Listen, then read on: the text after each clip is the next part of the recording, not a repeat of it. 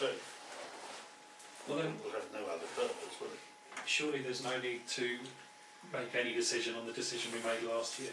There's no need to change that decision currently, and we can change that next month if we need to, depending on what everyone comes to a decision on. Well, that's one way of approaching, but it's not the way that the committee approached it. Okay. Because we But were if- conscious of the fact that the decision was made over a year ago, and we wanted clarification from the whole council as to whether that decision then stood, because we have a 6-month rule, and this is beyond 6 months, so the council's entitled to reconsider if it chooses to, but the recommendation from the group was that it should stick with the status quo. I wouldn't feel able to vote on that until I was in full view of all the facts. I mean, it sounds, Chairman, in view of the fact that it's going to cost a considerable amount of money, we might have to put this in as a separate budget item anyway. So, Well, you would. yeah. Well, if it happens, certainly it could not come out of this year's budget, No. because there's no provision for No. it and no budget for it. So, it might not be a bad thing to get another quote, just to see if the ballpark figure is correct.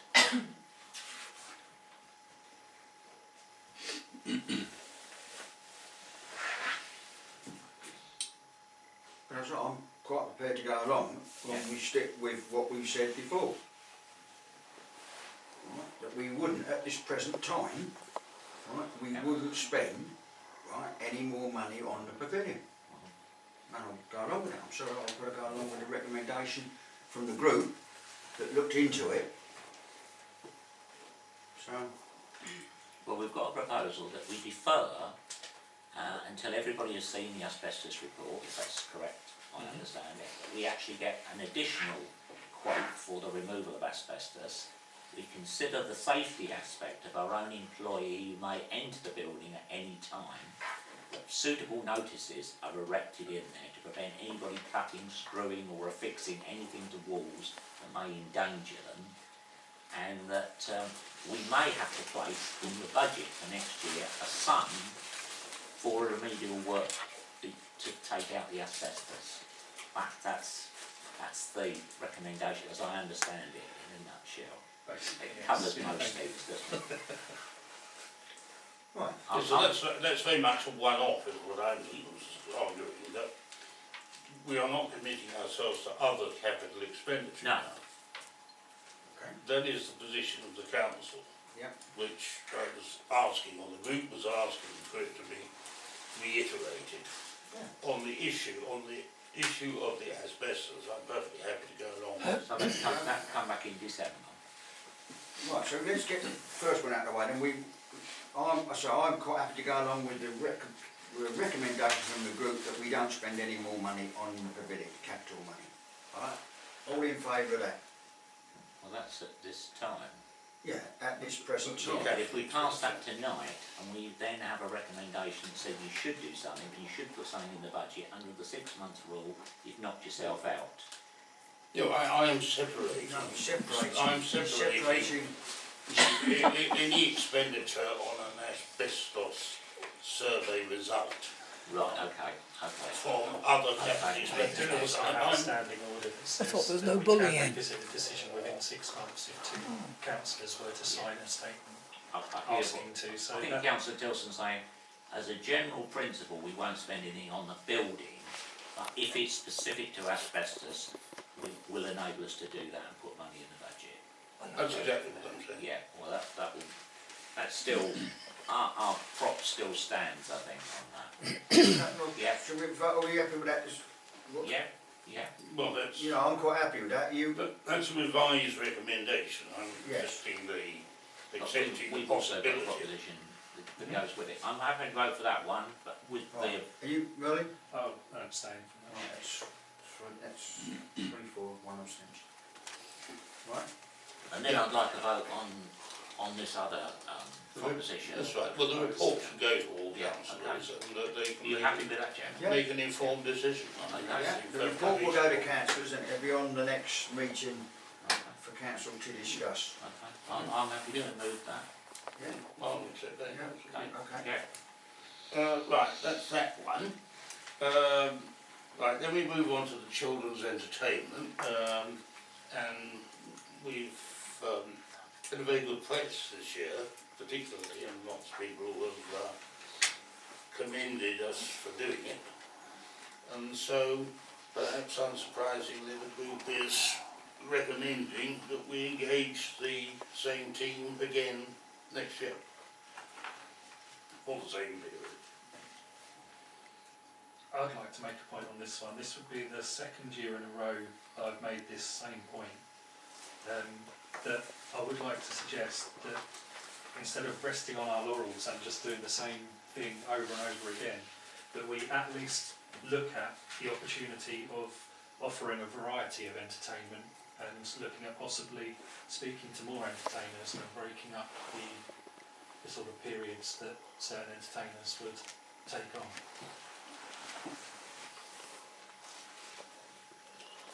I suggest. I'd like to make an something to amendment, look at. Chairman, just to recommendation 4. It would be to strike out engages the and provides for to be placed in there. So it would now read, the council provides for children's entertainment for 2018.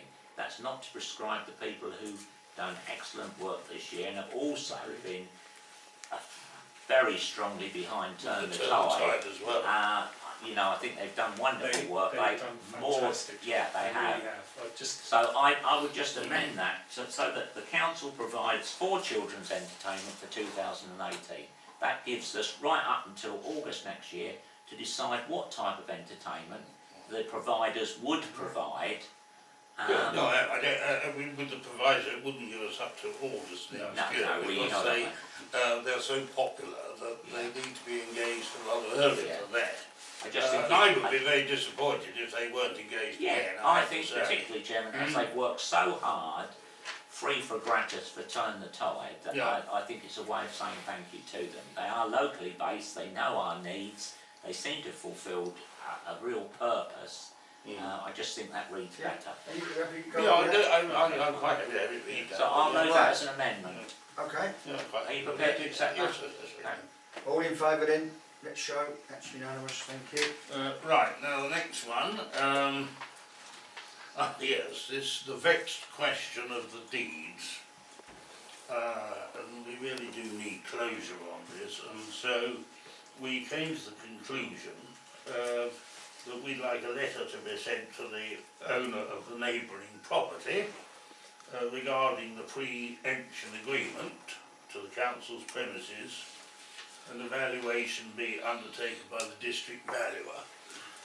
It may be that the clerk might want to explain that at greater length, but essentially we have spent months, indeed years, waiting for replies, getting promises, yes we do want to take up the option, and nothing ever happens. It's invariably blamed on their solicitors, but this strikes me as implausible after all this time. And so to actually move this on, we're recommending that a deadline be set. Quite agree. We're all happy And now. a pretty quick deadline now. Yeah, it's gone on for so long now, we keep getting stolen and Yeah. it's just not acceptable anymore, so. Right. Yeah. I think the only thing I need to say is that the district valuer will make a charge, but we have no option. If we're going to look at selling anything, we have to go via the district valuer, and that could be about £1,000. But we have no choice. But that will sit in next year's budget, won't it? Absolutely. If we do that, yes. Right, are we happy with that? Yeah. Okay, nearly there. When we start setting budgets, as we will next month, one of the things that we've never done is to hold reserves for particular purposes. And there is the vexed question of the Millennium Clock, which functions and is periodically given a bit of repair and tender loving care, and there is a budget allocation for that each year. What I'm recommending is that we recognise that actually one day that clock's going to have to be replaced replaced full stop. And we don't want that to be a very sudden jolt to the council's finances, so that we should set aside a sum each year in a fund specifically for the purposes of ultimate replacement of the clock. And what I'm establishing or seeking to establish here is the principle that we do that. I'm not putting a figure on it at the moment, it's a matter of budgetary discussions, but the principle that there should actually be a replacement fund. So it's a 17-year-old clock at the moment. Yeah. We're not talking in figures like Big Ben or anything like that, are we? You know, that's been there considered. 17 years for a clock doesn't seem long, No. given many of the church clocks across the marsh. This is on MW's Yeah. the building there. Yeah. But Yeah, I'm quite happy to go along with that. Anybody else? Yeah, if you think it's necessary. I would have thought a clock would have gone on for a bit longer than 17 years. see, that's what you never know. You see, that's the I point. think it's the That's plastic what you never. case that Is it? We've That's what you had know. problems with it before, and You just never know. they seem to get you over the barrel, these clock repairers, and so I think that's a fair Anyway, point. and the actual sum is a matter for Oh, yeah. the council to decide when it sets its budget. Okay. So you're happy with that, are you? Yeah. And finally, again on budgets, I've got two more, haven't I? We should make further contact with the Legion with a view to a possibility of some sort of joint funding of disabled access at the memorial. Of all the recommendations I'm putting before you, I'm faithfully reporting what the group said. I'll just say my own view about this is less excited. And I'm not entirely, all the evidence of what we've heard, I'm not entirely certain the Legion are particularly interested in part funding anything. No. But, you know, that's the recommendation of the group, more interested in it than I was. Yeah, I think a letter to the Legion to see whether they're going to, help, or whether they can come and talk to us about what they want to do. But it is in a. So are we committing to doing it or just writing to? No, we'll just write to the Legion first and see what they come back and say to us. I certainly wouldn't want to commit any funds. No. To see what they say, I'm pretty confident I know what they're going to say. But You're all happy with that? informally, they've already Yeah. said it. Yeah, we'll get a letter to them. Okay, is that all right? Yeah, official letter, and they can reply to us, and we know then. Okay. What they want to do. Right, well that's where the initiative came from in the first place, That's it right, didn't indeed. come from us. No, it did. And finally, we're operating a pretty antiquated telephone system here. And so, something else we're going to have to consider in the budget is providing for a replacement, which has things like caller identification on it, and is basically much better than the 1950 stuff we've got at the moment. But again, I'm simply putting forward the group's view here that we should make a budgetary provision for this in the next budget. So that's the recommendation. I'm quite happy to go along with it. When you look in that Yeah. office and see some of the equipment in there that's absolutely ancient, it's, we should do something better. So, yes, So- are you all happy with that? What's exactly this referring to? Is it, were we talking about buying a phone? Well, or the, are out, we, well, what yeah, else? the outside phone, What it's just the phone. It's, we should have a decent system. Right. So, Well, especially in this day and age where all these things in real terms are appreciably cheaper than they were even 10 years ago. So to have a phone stuck on the end of a fax machine, it's never, you don't use anyway. It's ridiculous. Yeah, so are you all agree with that? Great. Agree? right, you'll be relieved to know that's the end of the recommendations, but it was a long meeting. Thank you. Item 12. Just report on planning and strategy, sir. Okay, sorry. Okay, planning and strategy, we met on the 4th of October. We were considerably quicker because the people there didn't argue with the chairman. So the Coastal Community Group will be meeting later on the 22nd.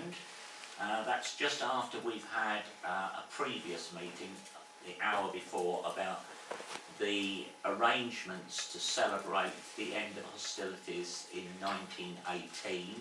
So we've got to be planning for that for next year, and then we will have the Coastal Community Group. I've mentioned some of the aspects of that on tourism.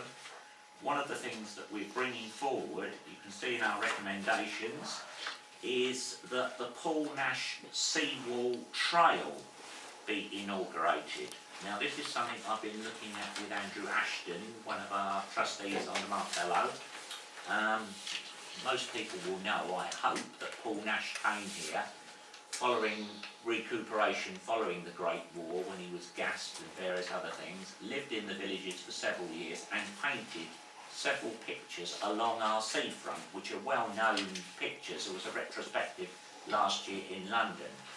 We are seeking at the moment to get permission from the trustees and owners of these pictures to reproduce them on panels. They would be about this big by this big, mounted on the back of the sea wall, and they would have a QR code on them which you can put your, I believe, your device onto, which would then tell you something about the picture and would invite you to take a photograph from the same position on the sea wall.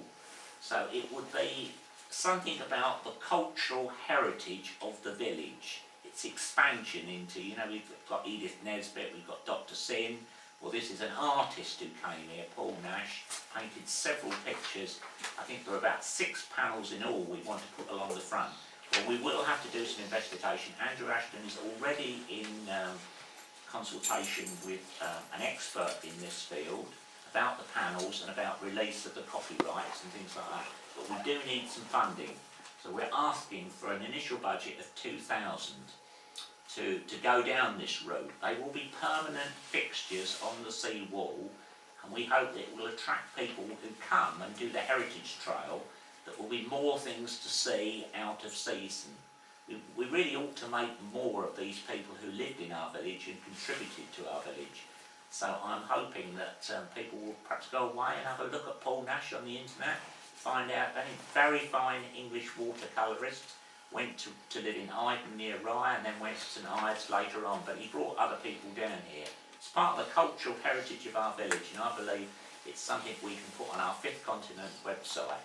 So it might seem a lot of money at the moment, but you know, we need to build up other attractions in the village and to make our sea wall attractive. One of the other things our group has looked at in the past is whether we could get the RSPB and the Romney Marsh Centre to give us panels depicting what birds and wildlife you can see on the seafront, so that when school parties come, they've got more to do than just go and build a bucket and spade castle on the front. You know, we can give them a worksheet. They can be looking for different types of gull, different types of seabird. They're going to love you.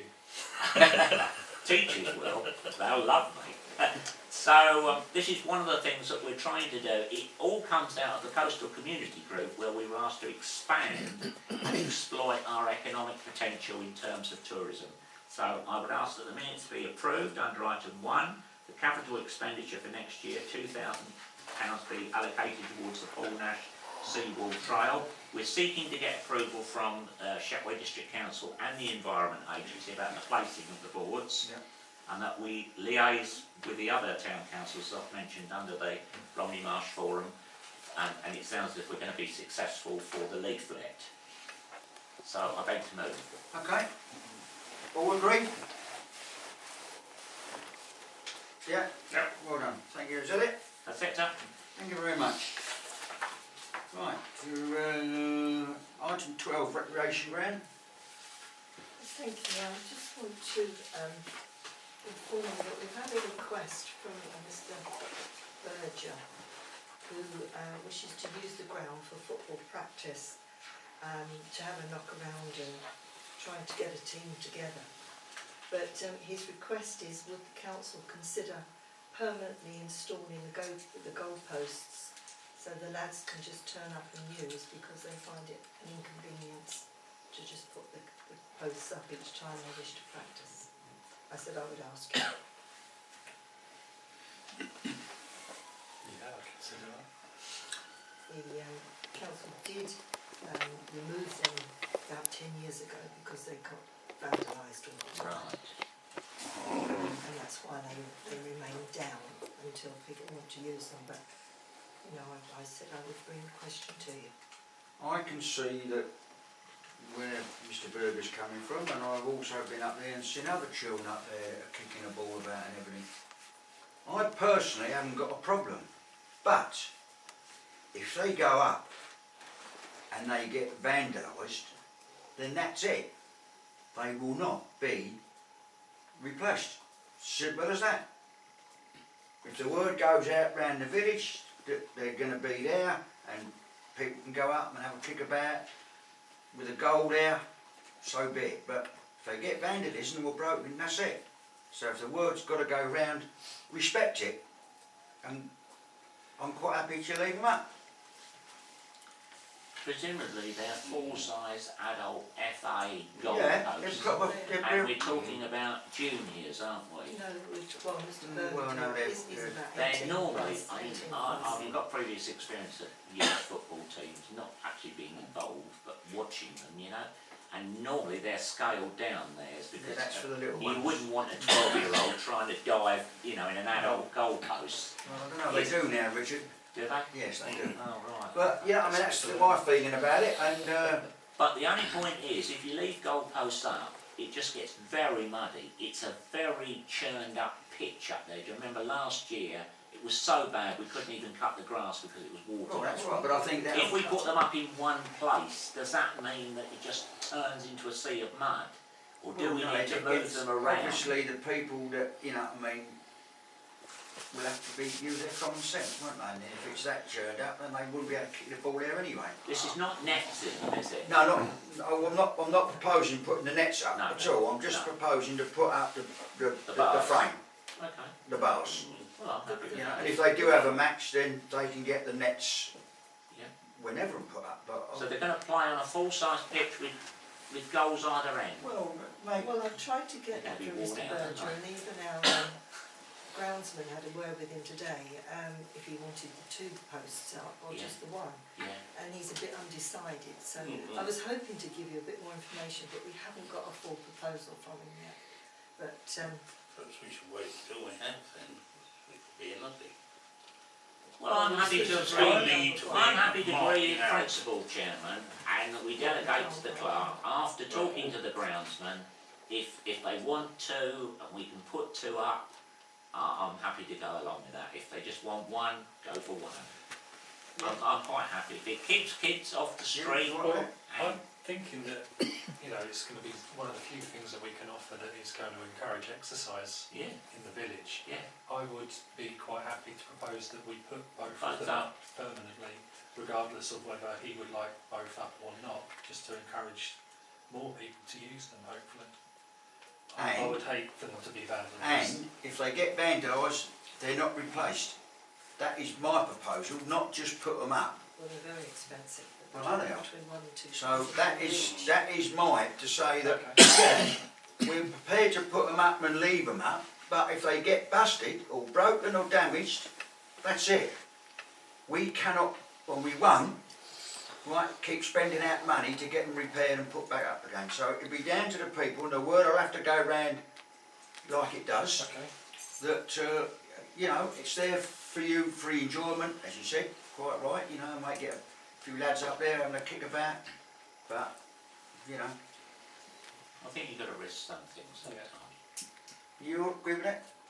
If you're proposing By that, and I'll second that. large, I mean, with that proviso, I think that's a very important proviso, Chairman, but this is not a sort of automatic meal ticket, this one. And if they are damaged, that's the end of the post full stop. I mean, I go along with that. Yeah. And that nothing further is then added to the request. No. That's my This, only this concern. gentleman who's running this football team, or I think you did say boys, I hope girls are lads, I included think. in this as well. Oh, it might be either. Well, I have to remark, when we had the Officer for Wellbeing and Sport from Shetway District Council, who sat where you're sitting, Chairman, and started telling us about fitness and sports spirit, I did point out to him that 50% of humanity is actually female. They're not particularly interested in cricket or football. They might want to play other games, although the English girls' football team is much better than the men's. You know, but I mean, we ought to be thinking about games that girls... I saw today, advertised in one part of the county, a stallball team, you know, for girls. It's a sport you can actually play in Kent and Sussex, both sexes on the pitch at the same time, you know? But let's not forget, girls play sport as well. I'm fed up with hearing about footballers and cricket. I want games for everybody. Well, I think it's probably really worth it. It's a very valid point because that's why we lost our application on all our applicants for the lottery, for everything, because there was no girls, provision for the girls to play, no provision for those with disabilities to play, and there was nobody prepared to coach the youngsters, and that's why it failed on every single application, because it was purely dedicated to the men's sport. Right. Well, we must make this clear to the gentleman then. Okay, well, are you happy then to leave that with the clerk? Okay. Right. Right, moving on to Village Green application. Well, I circulated to all councillors the latest document from KCC. I will be responding to it. I just wanted to say to councillors, if you had anything specific from that, just let me know and I'll focus in on that on the response. But councillors have already had the documentation. Let me know if there's anything else you want me to say. Oh, it's a vexatious communications policy. Okay, item number 14, vaccination communications policy. No, not vaccination. No, I didn't say that.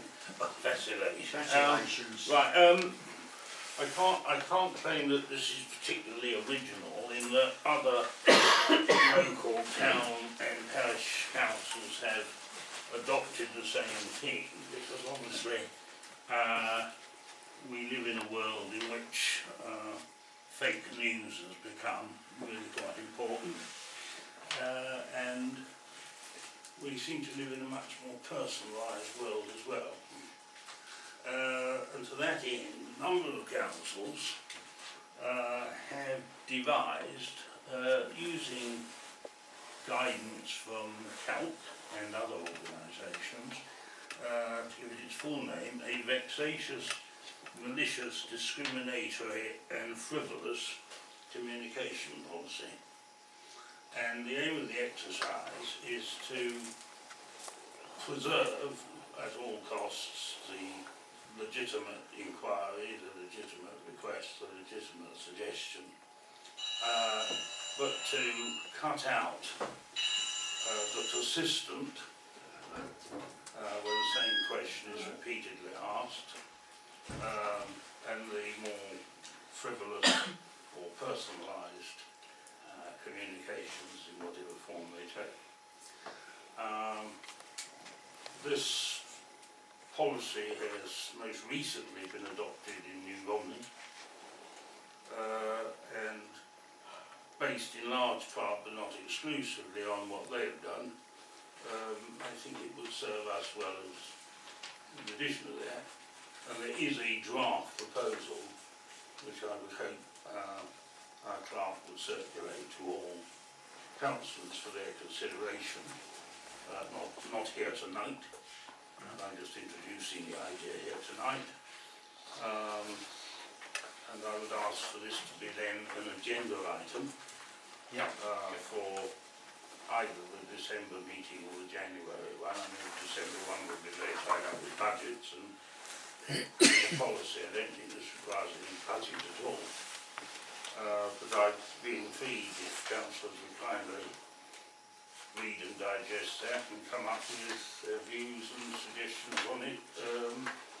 Hopefully we can get it in the December meeting, but if we can't, then January. Okay. That's all I want to say. Okay, I'm quite happy to go along with that. So we'll, okay, councillors, we'll have a read. And the copy will be made available, I trust, to the councillors who are not present. Yes, yes. So all councillors will get the copy. Okay, thank you very much. Any other business, Merlin? No, that's fine. Just one thing, Chairman. I didn't actually attend as a member of this council because we should have been on a training day for dynamic councillors. We were unable, but that did enable me at the last moment to switch my allegiance as the chairman of the trustees of Martello 14 to go to a presentation by the Romney Marsh, the Fifth Continent, at their venue along the road here. It was very well attended, 60 to 70 people from all sorts of organisations across the marsh, and they have received lottery funding, quite substantial funding. They've got 7 people working part or full time on this, and the object is to conserve or restore the built and natural features that make up the distinctive character of the marshes. That's Walland Marsh and Romney Marsh, all included in the Fifth Continent. To rediscover, to provide opportunities for people to discover, explore and learn about Romney Marsh, its landscape and its heritage and history, and to reclaim, to help people participate in looking after, celebrating the cultural and natural heritage of Romney Marsh. I didn't know, for instance, that there's actually someone from the Bee Trust who's trying to reintroduce the furry, hairy bee onto Dymchurch because it's a unique environment. It's almost been wiped out across England, and they have secured funding to put hives on Dymchurch on Romney Marsh. There's even a lady who's interested in claiming oral history, talking to some of our older residents. It's something that the Heritage Group have already done with some of our older villagers in here, about talking about what things were like in the past. But there's a number of aspects. You might be interested to know, I actually, as the chairman of our Sycamore Gardens Residents Association, we have a bank that we own on our green that backs onto the seawall. We were talking about taking out the weed that's in there at the moment and replanting the natural flora that would have been on the seafront. And they're really interested because we're near the school, and if we can get the children to help us plant the natural flora in there, we have to denature it with grit and get rid of some of the, to get rid of the pernicious weeds. But it would to be restore the flora and fauna that has existed in certain places across the marsh. It's a really, I invite anybody to go in. It's in the community garden. They're open on Thursdays. If you want a speaker, they will send speakers to the parish council on any aspect of what they're doing. But basically it's to restore, rediscover and reclaim. And it goes very well with our Fifth Continent tourism aspects of launching out. They've got a website, you can find it, just put in the Fifth Continent. Peter Faulkner's going to put I think it's a link, isn't it, they call it? So you can find out all about it. It was really exciting going down there, quite frankly. They even stopped the train, especially for the people to get off who got on at New Romney. So it was a very good presentation. I'm sorry I missed the dynamic councillors course because I think some people might have benefited from it. But it did enable me to go to that one. Thank you very much. Councillor Tilson. No, thank you. Right, thank you, councillors. Could I now please ask members of the public to leave the office, please?